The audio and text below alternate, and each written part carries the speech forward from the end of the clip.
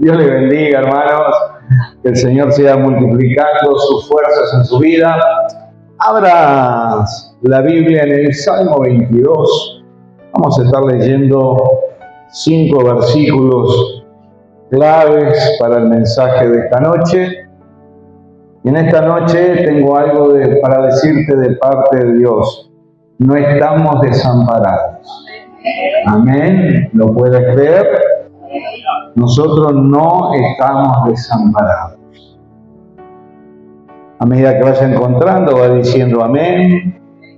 Gloria a Dios. La primera frase le va a sonar. Dice así: Dios mío, ¿por qué me has desamparado? ¿Por qué estás tan lejos de mi salvación y de las palabras de mi clamor? Dios mío, clamo de día y no me respondes, y de noche y no hay para mí reposo. Pero tú eres santo, tú que habitas entre la alabanza de Israel. En ti esperaron nuestros padres, esperaron y tú los libraste. Clamaron a ti y fueron librados, confiaron en ti y no fueron avergonzados. Señor Jesús, hemos adorado tu nombre y sin duda que tú habitas en medio de la alabanza y la adoración de tu pueblo.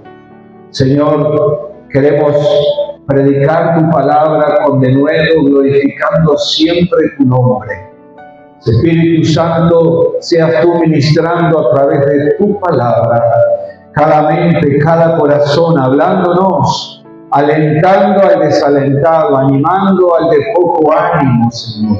Te lo pido en el nombre poderoso de Jesús, trayendo convicción y fortaleza, Padre, aquellos que estamos creyendo que tú no nos desamparas. En el poderoso nombre de Jesús, tu mano de poder no se ha cortado. Tu Espíritu Santo es el poder divino que habita en nosotros. Y tu gracia, Señor, es el manto que nos envuelve cada día junto con tu misericordia. Gracias, Señor. Amén y amén. Tome su asiento. Señor sea bendiciendo a cada uno. Primero que tendríamos que preguntarnos en esta noche, ¿qué significa estar desamparados? La palabra desamparado en el español, y hay algo similar también en el hebreo, que es el idioma en que fue escrito este salmo, significa renunciar, dejar libre, soltar, sin protecciones, sin ayuda. Lo curioso de David es que cuando él escribe este salmo, el anterior, la mayoría de los primeros salmos son escritos por David en medio de la persecución. David estaba siendo perseguido por su suegro Saúl. Y cuando uno lee el Salmo 21, es un salmo que dice: el rey se alegrará en tu poder, oh Jehová. ¡Wow! Y pasaron circunstancias, y pasaron situaciones, y pasaron pruebas. En el Salmo 22 tenemos el mismo David diciendo: Dios mío, haciendo una pregunta: ¿por qué me has desamparado? Esto nos muestra cómo nosotros somos cambiantes. Como un día estamos fortalecidos en el Señor y al otro día podemos estar preguntándonos como David y sintiéndonos desamparados. Ahora, ¿qué significa estar desamparado por Dios? Significa que Él nos deja libre al hombre, a su suerte. ¿Por qué? Por la consecuencia de la práctica del pecado. Tú y yo estábamos desamparados antes de conocer al Señor. Tú y yo estábamos siendo perseguidos, como estaba siendo perseguido David, por el enemigo de nuestras almas. Tú y yo estábamos sin la ayuda, sin la fortaleza, sin la protección del Señor, hasta que Él un día, por su gracia, vino a nuestro encuentro. El amparo de Dios es condicional. ¿Qué significa eso? Que está sujeto a la obediencia. Pero también el amparo de Dios es pactual. ¿Qué significa eso? Él ha puesto pactos sobre Israel, sobre su pueblo, y Él actúa sobre esos pactos y no hay condición. El pacto que hizo con Abraham no tenía condicionantes. No le dijo a Abraham, si tú obedeces, no. El pacto que Dios hizo con Abraham fue después de la obediencia de Abraham. Dios prometió cosas, pero Dios pactó con Abraham después de que él había salido de su tierra y de su parentela. Génesis 14, Génesis 17, confirmación, Génesis 22. Entonces, hermanos, Él hace alianza con el hombre por el puro afecto de su voluntad. ¿Cómo podemos explicar esto? El padre no va a abandonar a su hijo en su sano juicio. Un padre no va a abandonar a su hijo porque el hijo cometió un error, porque el hijo cometió un pecado, no lo va a abandonar, ¿verdad? Eso es amparo, podemos decir amparo pactual. Tiene que ver con el pacto de amor que Dios ha hecho con nosotros. Por su promesa, si Él dijo que iba a estar con nosotros hasta el fin del mundo, Él va a estar con nosotros ¿hasta cuándo? Hasta el fin del mundo. Hay una promesa y Él no rompe sus promesas. Así que el Padre no va a desamparar al Hijo porque el Hijo cometa un error, porque el Hijo cometa un pecado. Ahora, el Padre no le va a librar al Hijo de la consecuencia de sus actos. No está obligado a amparar el pecado de su Hijo. ¿Entendió?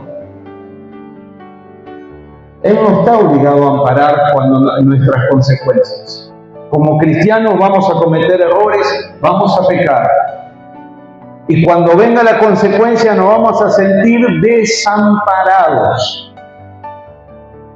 Pero algo le puedo asegurar, que Él no desampara, que Él no abandona, que Él no es hijo de hombre para prometer y no cumplir.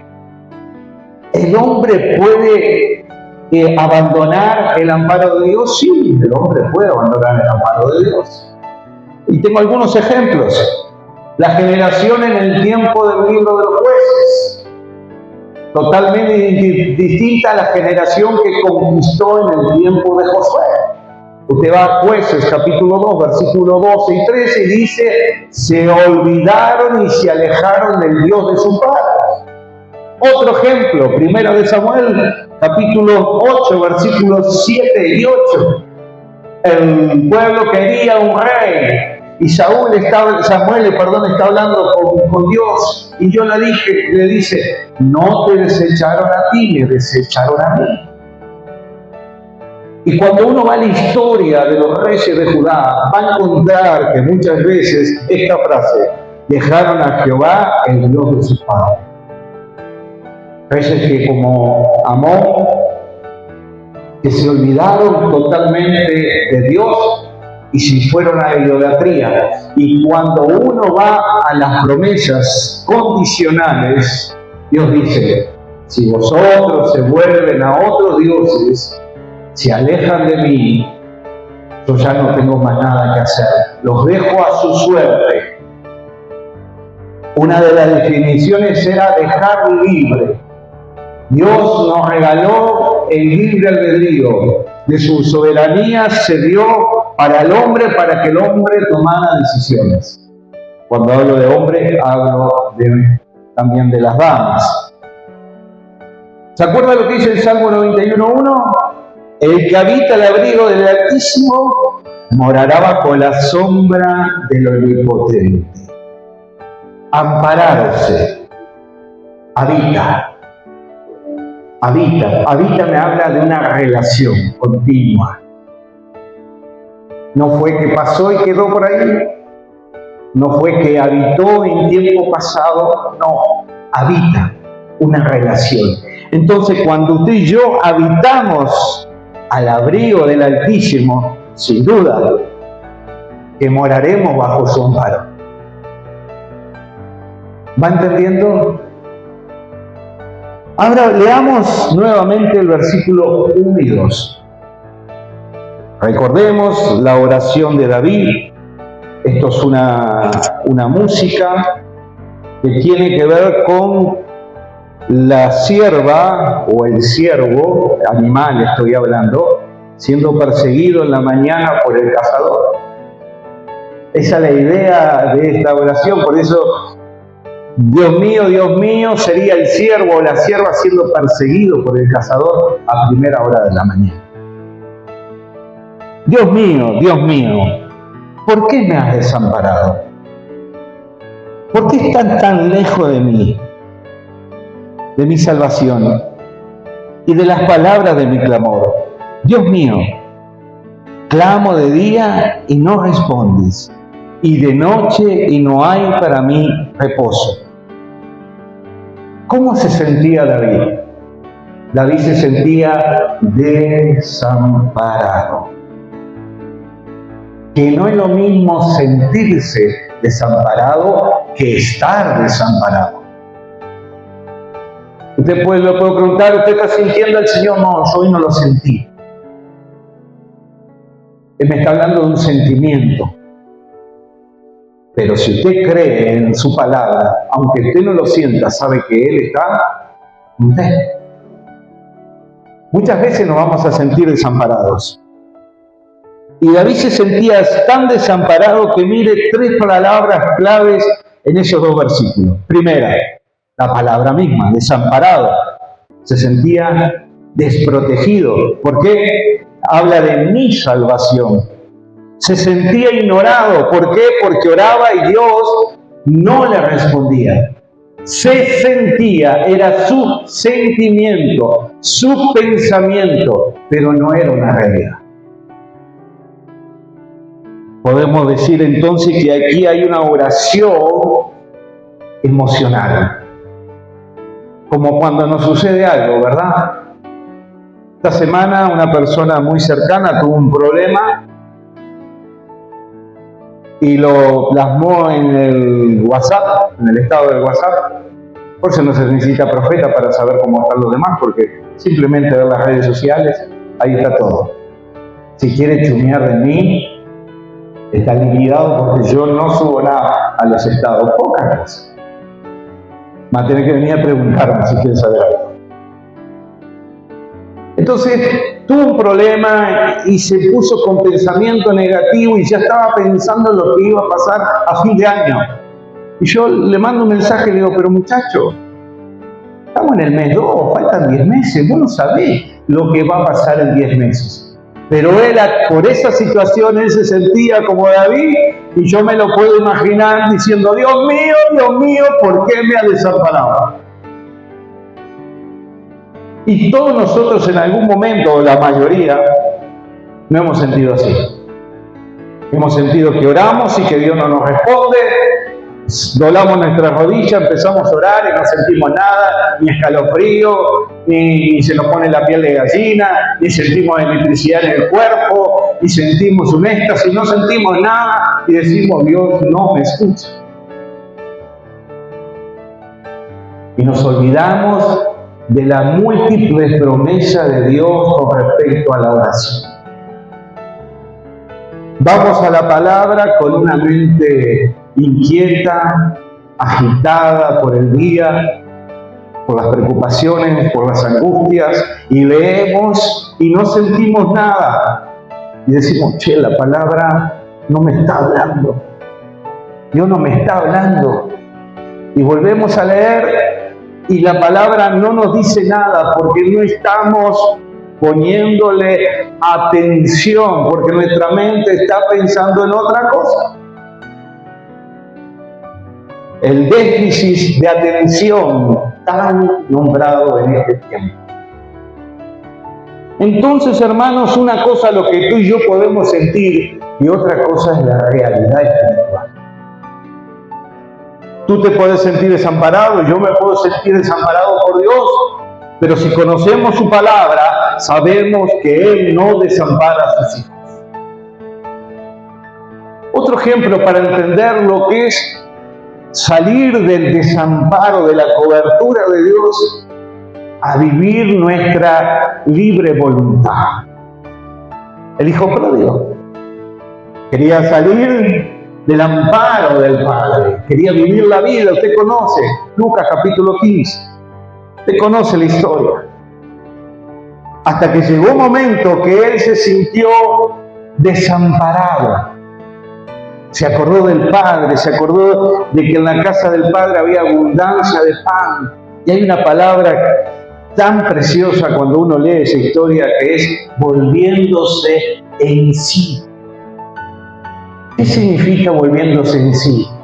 Tomándose el tiempo para pensar y mirándose hacia Dios. Reflexionar, salir de la locura que él quiso y vivió, salir de los afanes de esta tierra, de salir de las conformidades de este siglo y ponerse a pensar en el Padre.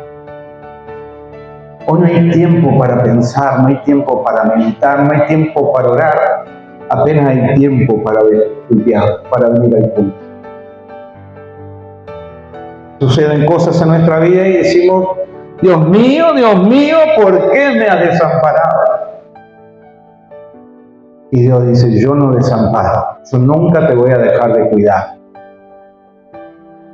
Pero la consecuencia de la fatal elección tomada, o sea, de elegir desobedecer y pecar, la tenés que vivir, hijo. La tenés que experimentar. Porque si no experimentamos consecuencia, no hay arrepentimiento. ¿Por qué el hijo pródigo se arrepintió? Porque estaba viviendo la consecuencia de su fatal decisión de alejarse del Padre para irse al mundo. De salir bajo las sombras de la sala del Dios omnipotente a vivir la vida que él quería vivir en el mundo. Hoy hay crisis espiritual en muchos creyentes porque se sienten desamparados en el medio del sufrimiento y el dolor. Y yo me imagino, y esto es un pensamiento mío, Dios de los cielos diciendo, hijo mío, yo estoy contigo. Isaías 41:10, la mayoría lo sabemos de memoria. ¿Qué dice? No temas, porque yo estoy contigo.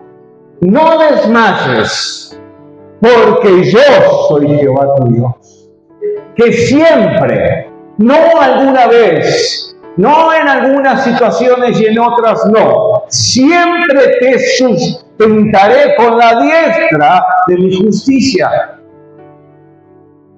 ¿Qué nos enseña el Señor a través de Isaías? Que el temor nos hace sentir, o nos hace sentir desamparados. Y Dios no nos desampara. Ahora, si esta oración, si este salmo quedara en estos dos versículos, sería frustrante, diríamos, pobre David, un hombre que conforme al corazón de Dios, un levita, un músico, un rey excepcional, un adorador como pocos dentro de la palabra, un hombre de Dios que cometió pecados y errores, pero que supo arrepentirse. Y ahora, si él se siente desamparado ante la persecución de Saúl, ¿cómo me puedo sentir yo, Señor, que soy un piojo resucitado? Pero no termina ahí el Salmo 22. Versículo 3. Mire lo que va a confesar él con su boca. Pero tú eres santo, y tú que habitas entre la alabanza de Israel. La realidad no está sujeta a mi sentir, a mis emociones, a mis frustraciones. No está sujeta. Hay una realidad espiritual que está sobre su vida, lo crea o no lo crea. Muchos y me incluyo, pasamos momentos de preocupación, de angustia, y es una pérdida de tiempo, hermanos. Porque lo que Dios determinó para tu vida y mi vida se va a cumplir. Se va a cumplir. Yo a veces me imagino esta situación. ¿Alguna vez han visto una represa, un dique reteniendo el agua? Hay un río. En un momento el hombre construye un dique, una represa y retiene esa agua. El agua está contenida por ese dique, por esa represa. No está fluyendo naturalmente. No está fluyendo a la velocidad y en el caudal natural. Y yo a veces me veo que nuestra incredulidad es un dique, es una represa, impidiendo de alguna manera que el río de agua viva corra por dentro de todo nuestro ser. ¿Por qué? Porque la promesa es: el que cree en mí, de su interior correrán ríos de agua viva. Ahora, hay un pero. ¿Sabe qué es un pero? Es una conjunción adversativa. O sea, llevándola al criollo, une la frase y va a hablar de algo que contrasta con lo que venía hablando. Él venía sintiéndose desamparado, que Dios no lo escucha, que Dios no viene a su encuentro, que Dios no lo salva, y ahora hay un pero, y gracias a Dios por ese pero. Yo me imagino diciendo a David: yo me puedo sentir así, pero tú eres santo. Y si eres santo, no mientes. Y si no mientes, lo que prometes lo cumples. Tenemos que empezar a creer en la palabra de Dios, no solo a Dios, sino a su palabra. Así que encontramos los primeros 2 versículos, una oración emocional, podríamos decir hasta intuitiva, pero encontramos en el versículo 3 una oración reflexiva, donde está el pensamiento, donde empieza uno a darse cuenta y a decir: che, esto no es así. ¿Saben las veces que yo me he dicho a mí mismo: Denis, tranquilo, ya sabemos cómo es? Por respeto, cuando uno pasa una prueba, yo mismo me lo digo.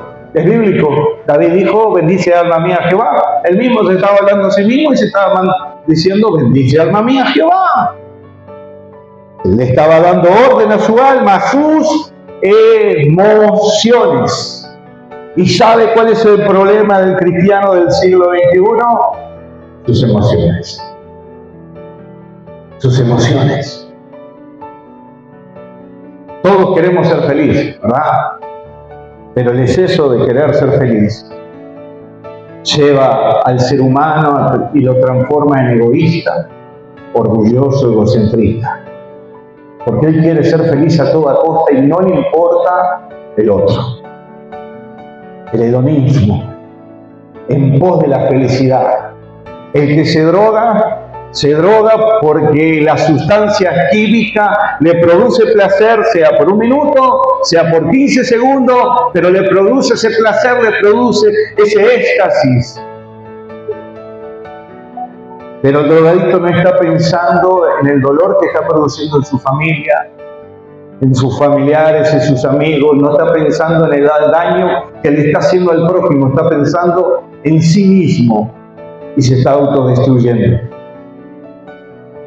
Hoy es lindo escuchar prédicas motivacionales que nos alientan, que tocan nuestras emociones. Esta prédica no trata de eso, trata de lo contrario. Trata de que usted y yo tengamos dominio propio. Y cuando nuestras emociones y nuestro corazón, que es engañoso más que todas las cosas, nos empiezan a jugar en contra, tengamos el dominio propio y tengamos ese pero que tuvo David en el versículo 3. Estoy pasando esto, la situación es difícil, me siento así, me siento así, pero Dios está conmigo. Ese tiene que ser nuestro pensamiento. ¿Saben dónde se generan las emociones y sentimientos? En el pensamiento. Primero tiene que usted pensar. Será una milésima de segundo, pero usted no va a sentir si no pensó. ¿Verdad? Hay un proceso. Y aquí está el proceso de David. Ahora su oración es reflexiva, racional, predomina ¿qué cosa? El entendimiento y la fe. Y no estaba predominando en los primeros 2 versículos. Así que cuando usted se ponga nervioso, Señor, no deje que mi mente y mi corazón me engañen. Yo creo en ti. Háblese. Le digo, es una receta mía, yo me hablo a mí mismo. Y da resultado. Es como predicarse. Hoy estoy predicando para ustedes, pero yo me predico a mí mismo también.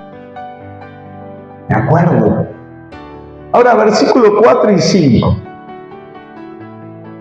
Mire lo maravilloso. Mire cómo hay un contraste en cuanto a los primeros 2 versículos con los 3 restantes.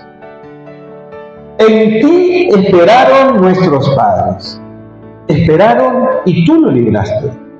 Clamaron a ti y fueron librados. Confiaron en ti y no fueron avergonzados. El que entiende y cree en el amparo de Dios supera sus miedos, frustraciones e incongruencias. Supera. Vamos juntos a examinar estos 2 versículos. En ti está hablando del Dios Santo que habita en el medio de la alabanza del versículo 3. En ti esperaron nuestros padres. ¿Qué está hablando David? De una experiencia, de un hecho que pasó, de una realidad antigua en cuanto a tiempo. David se puso a pensar las veces en que el pueblo de Israel fue perseguido por sus enemigos, enfrentó ejércitos superiores como la conquista de Josué. David se puso a pensar en cómo se venció un gigante con una piedra. Este es el mismo muchacho, no es el distinto, es el que venció a Goliat con una piedra. El que le dijo, tú vienes a mí con espada y jabalina, mas yo voy a ti en el nombre de Jehová de los ejércitos. Y el Señor te entregará en mis manos, te cortaré la cabeza y las aves del cielo comerán tu cuerpo. El mismo que ahora está diciendo, Dios mío, ¿por qué me has desamparado? Vio cómo somos los seres humanos. Vio cómo somos emocionales. Y muchas veces perdemos la razón porque nos dejamos llevar por nuestras emociones y sentimientos, por nuestras frustraciones. Somos incongruentes. Un día estamos venciendo a un gigante y al otro día estamos diciendo, Dios mío, ¿por qué me ha desamparado? Estos vasos de barro usa el Señor. Y dice 2 Corintios 4:7 que ha puesto un precioso tesoro en estos vasos de barro, tú y yo, frágiles, pero estamos bajo el amparo del Todopoderoso. Y Él nos dice, fortaleceos en el poder, en Jesucristo y en el poder de sus fuerzas. Fortaleceos, es una orden. Entonces, lo primero que yo veo aquí, ante el sentimiento de desamparo, el reconocimiento de que Él es. ¿Quién es Él? Dios. Cantamos recién la última adoración. es Dios. ¿Qué significa eso? Que todo lo puede, que todo lo sabe, que está en todo lugar, que es invencible, que tiene el control de todas las cosas, que es Rey de Reyes y Señor de Señores, que no cambia, es inmutable, que es santo. Él es nuestro amparo y Él es nuestra fortaleza y Él es nuestro pronto auxilio. ¿En qué momento? En las tribulaciones. Tenemos que empezar a creer en Dios y en su palabra, a madurar espiritualmente, hermanos, a salir del desierto. Usted me puede decir, hermano, tengo 40 años de evangelio. 40 años el pueblo de Israel vagó por el desierto. Los años no quieren decir nada. Podemos vivir un año con el Señor a pleno y vivir 40 años en el desierto, con nuestra mente aún esclavizada. ¿Qué es lo segundo que yo veo? Ante el sentimiento de temor, la experiencia afectiva de su obra en el pasado. ¿Cuál es? Lo que dice el versículo 4. Tú los libraste. Y si Él había librado a sus padres, Dios no le libraría a Él. Amén. Y si Dios libró a David, no te librará a ti. Amén. Tenemos que creer en su palabra, tener convicción, y la convicción solo viene con la certeza de su palabra. Tercera cosa que yo veo en el versículo 4, ante el sentimiento de soledad, el clamor confiante, la oración creyendo. Mira lo que dice el versículo 4. En ti esperaron nuestros padres, versículo 5, clamaron a ti y fueron librados, confiaron en ti y no fueron, ¿qué cosa? Avergonzados. Así que cuando nos sintamos desamparados, cuando estemos en temores, cuando la soledad nos abrace, recordemos esa palabra. Recordemos lo que el Señor nos está hablando en esta noche. Recordemos que si clamamos a Él, David pensaba que Él no le escuchaba. Ahora parece que cambió de parecer en el versículo 4 y 5. Hermanos, ¿por qué el ser humano le cuesta creer? Imagínense por un momento que la fe se pudiera medir del 1 al 10. ¿Cuánto puntuaría su fe? ¿Un 5? ¿Un 3? ¿Un 8? No, pastor, un 10, gloria a Dios. Aleluya. Si tiene 10, le felicito. Me presta un poco si le sobra. ¿Cómo está nuestra fe, hermanos? Si nuestra fe es emocional, ¿sabe cuándo se termina nuestra fe? En la primera tormenta, en la primera prueba. ¿Y por qué, Señor, esto? ¿Y por qué? ¿Y por qué? Si yo soy cristiano, ¿por qué tengo que pasar necesidad? ¿Por qué me quedé sin trabajo, Señor? ¿Por qué tengo que pasar por esta situación? ¿Por qué tengo que pasar por esta situación familiar? ¿Por qué? ¿Y por qué? ¿Y por qué? ¿Y por qué? Nosotros buscamos las respuestas afuera, cuando la Biblia nos enseña que tenemos que buscar las respuestas acá adentro. Antes de ver la viga, la paja que está en el ojo de tu hermano, ¿por qué no ver la viga que está en tu ojo? Ahí está hablando de la crítica, pero apliquémoslo a esta palabra. Queremos echarle la culpa a Dios, a los demás. ¿Y si fuiste tú que tomaste una mala decisión? ¿Y si fuiste tú que tomaste la decisión de un negocio y el negocio salió mal? No consultaste a Dios, no pensaste en Dios, simplemente te dejaste llevar por tus emociones. ¿Dios tiene la culpa? No, Dios no te desampara. Él siempre te va a cuidar.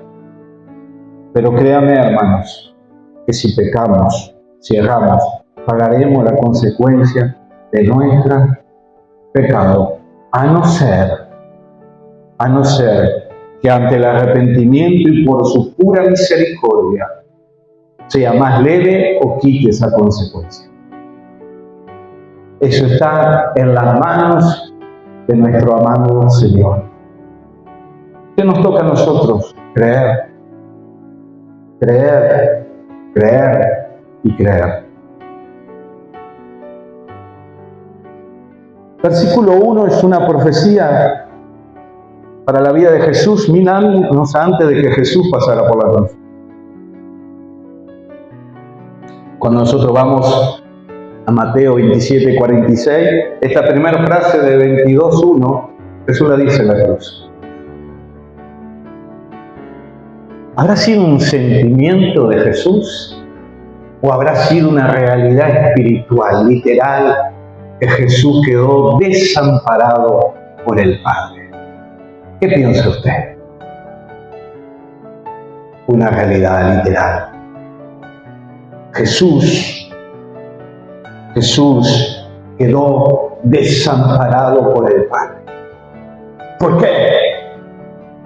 Porque el pecado del mundo, tu pecado y mi pecado, estaban sobre él. ¿Jesús sabía eso? Sí, Jesús nunca dejó de ser Dios. Y yo creo que la profecía más difícil de cumplir en la vida de Jesús fue esta. Dios mío, Elí, Elí, lama sabactani. Dios mío, ¿por qué me has desamparado? Para él fue una realidad. En nosotros es un sentimiento. ¿Entiende la diferencia? Es grande, ¿no? Podemos entender que el ser desamparado es la consecuencia de nuestros pecados. Romanos 3:23. Porque la paga del pecado, por cuando todos pecamos, estamos destituidos de la gloria de Dios. No estamos bajo su amparo, porque estamos pecando, porque no hemos entregado nuestra vida a Cristo, porque no nos hemos arrepentido, porque no hemos puesto nuestra fe en Él ni lo hemos convertido, no nos hemos vuelto a Él. Entonces no hemos nacido de nuevo, no hay justificación, no hay regeneración, no hay santificación, no hay glorificación, no hay unión con Cristo. ¿Por qué? Porque no creímos. Si no creemos, no nos arrepentimos. Si usted y yo no creemos que somos pecadores, si el mundo no cree que es pecador y no toma conciencia de sus actos, no se va a arrepentir. Va a seguir en su libertinaje, bajo el desamparo de Dios, porque Dios no ampara la práctica del pecado. Pero nosotros ya pasamos de muerte a vida. Efesios capítulo 2, 1 y 2. Nosotros estamos bajo el amparo. ¿Cuántas promesas? Se leyó Efesios capítulo 2 aquí. ¿Se acuerdan? Más. ¿Cuántas promesas hay en Efesios capítulo 2? ¡Wow! Hay muchas. Muchas. Habla que del Espíritu Santo es el sello, la garantía del reino de los cielos que Él pone en nuestro corazón. ¿Y hasta cuándo dura esa garantía? Hasta que la buena obra que Él comenzó en ti y en mí se perfeccione y seamos transformados, llevados a su gloria. Promesas, hermano. Yo no siento al Señor. Crea. ¿Usted se piensa que yo todos los días siento al Señor?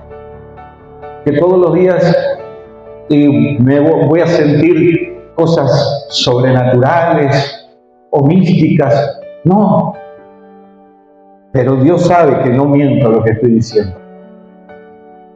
Yo sé que Él está conmigo. Yo sé que Él está conmigo.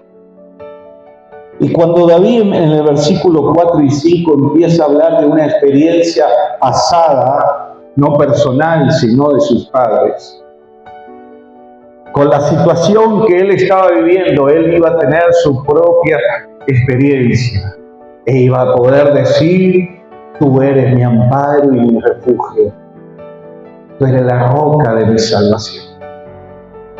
¿Por qué? Porque hubo una experiencia, hubo una prueba de fe en su vida. Sabemos que los que aman a Dios, todas las cosas le ayudan a bien. Estos son a los que conforme a su propósito son llamados. Dios te llamó, le dijiste sí, no estás desamparado.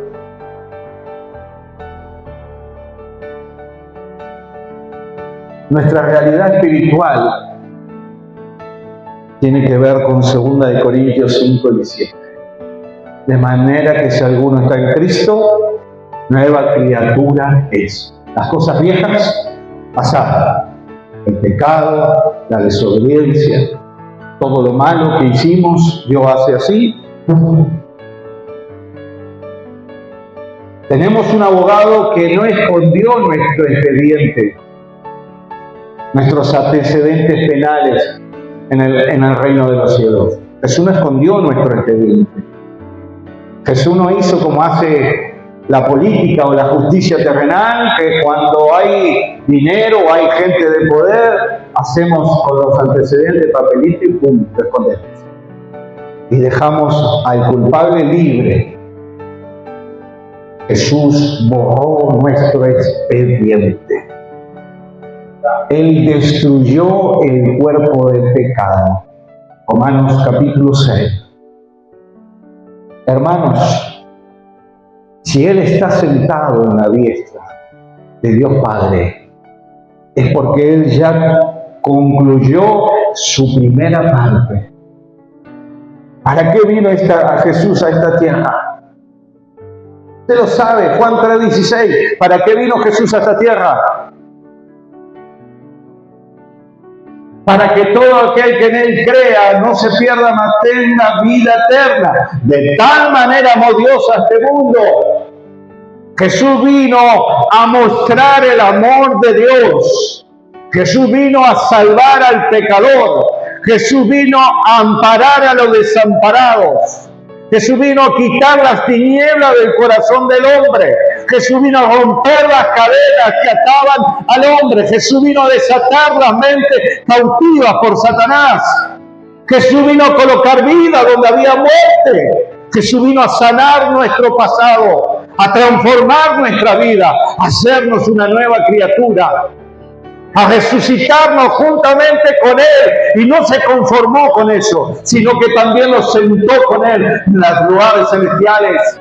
Efesios 2:6, lo leímos el domingo. ¿Cuántos creyeron en esa palabra? Crean. Surge una pregunta final, hermanos. Surge una pregunta final. El apóstol Pablo, ahí en Romanos capítulo 8, su versículo final va a hacer 3 preguntas. Y esta es la última de esas 3 preguntas.